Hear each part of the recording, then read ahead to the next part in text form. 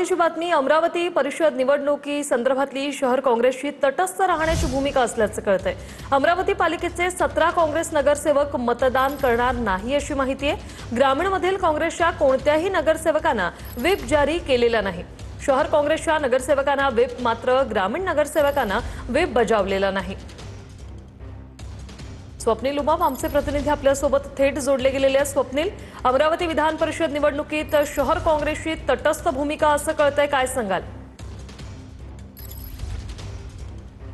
नक्कीच वृषाली, आपण बघू शकतो अमरावती विधान परिषद निवडणुकीमध्ये जर आपण पाहतो अनेक नाट्यमय घडामोडी या निवडणुकीत घडल्याचं आपल्याला पाहायला मिळालेलं आहे।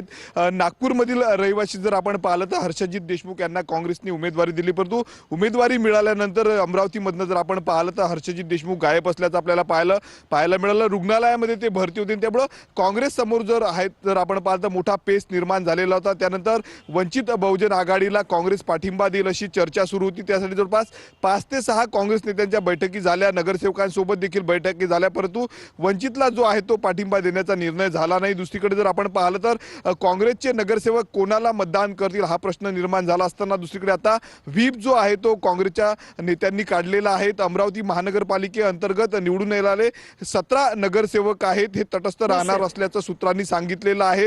ग्रामीण भागामधले जे नगरसेवक आहेत ते मतदान करतील, परंतु 17 नगरसेवक जे आहेत ते काँग्रेसचे तटस्थ राहणार आहेत, ते मतदान करणार नाही अशी माहिती आता समोर आलेली आहे। एकंदरीत जर आपण पाहिलं तर अमरावती विधान परिषद निवडणुकीमध्ये अनेक घडामोडी घडलेल्या आहेत। काँग्रेसचे जे उमेदवार आहेत हर्षजित देशमुख त्यांनी सांगितलं होतं की मी ऑनलाईन रित्या जे आहे ते या निवडणुकीमध्ये प्रचार करणार, परंतु ते थेट मैदानामध्ये कुठेच उतरताना आपल्याला पाहायला मिळत नाही। त्यामुळे काँग्रेसच्या नगरसेवकांपुढे जो आहे तो पेच निर्माण झालेला होता। नक्कीच। धन्यवाद स्वप्नील, तुम्ही दिलेल्या या महत्त्वाच्या माहितीसाठी।